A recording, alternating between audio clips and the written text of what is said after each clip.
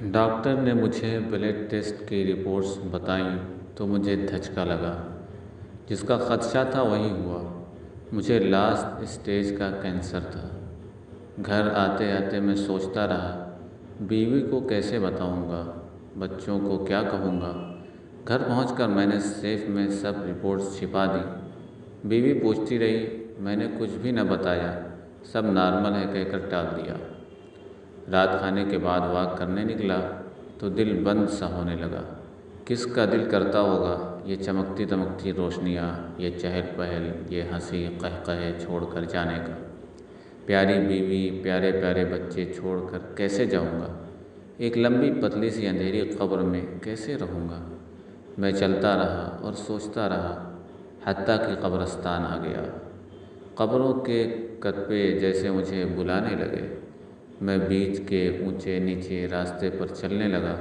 قبریں خاموش تھیں، لیکن کیا ان کے اندر واقعی خاموشی تھی؟ ایسا سناٹا پہلے دیکھا ہوتا تو خوف سے میری جان نکل جاتی، لیکن آج دل بے خوف سا تھا، بلکہ ان چپ چاپ پڑے مکینوں سے ہمدردی محسوس ہو رہی تھی۔ کچھ چھوٹی کچھ بڑی قبریں، کچھ پر مردوں کے نام، کچھ پر مردوں کے نام، کچھ پر عورتوں کے۔ غلام مصطفیٰ بن غلام محمد، مرحوم جاوید اسلم، چودھری مختار خان، آنسا الفت بطول، خورشید انور، بیگم رضیہ سلطانہ، ماریہ احمد بنت محمد فارس۔ میں نام پڑھتا آگے بڑھ رہا تھا۔ کچھ کتبوں پر آیات درج تھیں، وَلَا خَوْفٌ عَلَيْهِمْ وَلَا هُمْ يَحْزَنُونَ إِنَّا لِلَّهِ وَإِنَّا إِلَيْهِ رَاجِعُونَ۔ پھر اداسی بھرے شعر، بچھڑا کچھ اس ادا سے کہ رت ہی بدل گئی، ایک شخص سارے شہر کو ویران کر گیا۔ سر، رات کافی ہو گئی ہے، گھر چلنا چاہیے۔ میرے خیال میں یہ میرے ڈرائیور کی آواز تھی۔ میں نے پیچھے مڑ کر دیکھا، میری چمچم کرتی کار چاندنی میں نہائی ہوئی تھی۔ کیا فائدہ اب اس کار کا؟ سب کچھ تو میری بیوی بچے لے جائیں گے، میرے ہاتھ کیا آیا؟ میں بڑی خود غرضی سے سوچتا گیا۔ ساری زندگی کماتے کماتے ہی گزر گئی۔ اب یہ گھر بنا لوں، اب پراپرٹی خرید لوں، اب بچوں کی نقدی زیور اکٹھا کر لوں، اب بیوی کا بینک بیلنس بھرنا ہے، بس یہی میری ترجیحات تھیں۔ گھر، گاڑی، موبائل، سب کچھ تھا میرے پاس، بس سکون نہیں تھا۔ اس سکون کی خاطر میں بیوی سے چھپ کر گندی ویڈیوز دیکھتا۔ دنیا کے سامنے میں نیک اور سلیم الطبع تھا، ہلکی سی داڑھی بھی رکھی ہوئی تھی، نماز روزہ بھی قضا نہ کرتا، لیکن میں اندر سے بے حد بدنیت اور بدبودار شخص تھا۔ جب بھی میں اکیلا ہوتا تو گندی موویز دیکھنے لگتا۔ یہ لت مجھے نوعمری سے پڑ گئی تھی، باوجود کوشش کے میں عادت نہ چھوڑ سکا تھا۔ شاید یہی وہ چیز تھی جس نے میری زندگی سے سکون کی چادر یکسر کھینچ لی تھی۔ اچانک میرے پاؤں کے نیچے ایک نوکدار پتھر آیا تو میں لڑکھڑا گیا۔ یکدم میری ساری سوچیں غائب ہو گئیں۔ پتہ نہیں کتنی دیر میں یوں ہی کھڑا قبروں کو دیکھتا رہا۔ پھر اچانک میرا دل کیا کہ کاش کوئی قبر والا مردہ زندہ ہو جائے اور مجھے بتائے کہ اس کے ساتھ اصل میں کیا ہوا۔ جب وہ قبر میں جا کر لیٹ گیا اور اس کے سب رشتہ دار قبرستان کی وحشت سے بیزار تیز تیز قدموں سے واپس چلے گئے تو اس پر کیا بیتی؟ لیکن میں کسی سے نہیں پوچھ سکتا تھا۔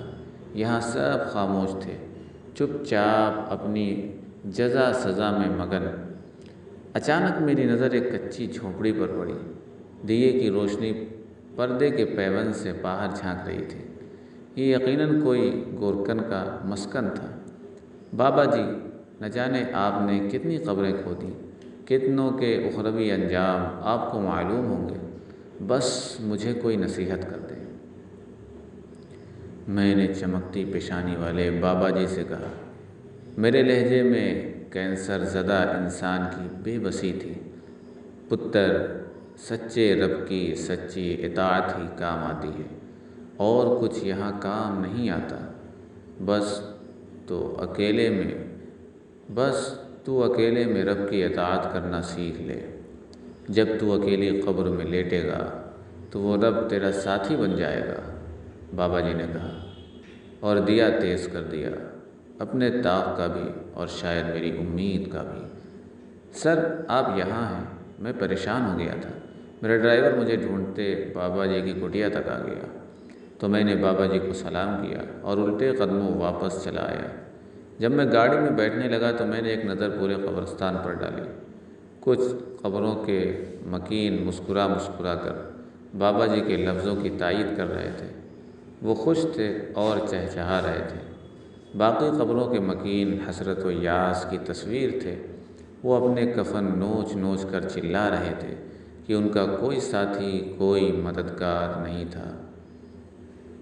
حضرت ثوبان رضی اللہ عنہ سے روایت ہے کہ رسول اللہ صلی اللہ علیہ وآلہ واصحابہ وسلم نے ارشاد فرمایا، میں اپنی امت میں سے یقینی طور پر ایسے لوگوں کو جانتا ہوں جو قیامت والے دن اس حال میں آئیں گے کہ ان کے ساتھ تہامہ پہاڑ کے برابر نیکیاں ہوں گی، تو اللہ عز و جل ان کی نیکیوں کو ہوا میں منتشر ہو جانے والا غبار بنا کر غارت کر دے گا۔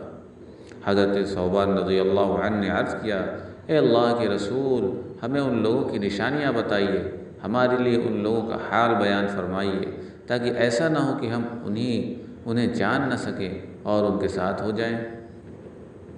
رسول اللہ صلی اللہ علیہ وآلہ واصحابہ وسلم نے ارشاد فرمایا، وہ لوگ تم لوگوں کے دینی بھائی ہوں گے اور تم لوگوں کی جلد یعنی ظاہری پہچان اسلام میں سے ہوں گے اور رات کی عبادات میں سے اسی طرح حصہ لیں گے جس طرح تم لوگ لیتے ہو، یعنی تم لوگوں کی ہی طرح قیام اللیل کیا کریں گے۔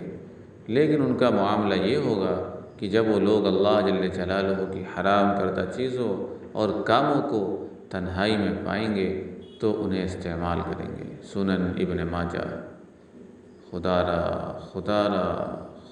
را اپنی تنہائیوں کو پاک رکھیں، خدا را اپنی تنہائیوں کو پاک رکھیں۔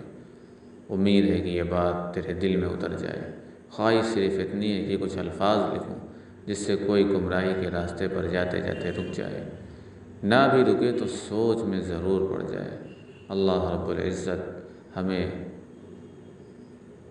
حقیقی ایمان والا بنائے، اور جس طرح ہم ظاہر میں پاک اور صاف رہتے ہیں اسی طرح باطن میں بھی، بلکہ اس سے اعلیٰ اور ارفع پاک و صاف کرے۔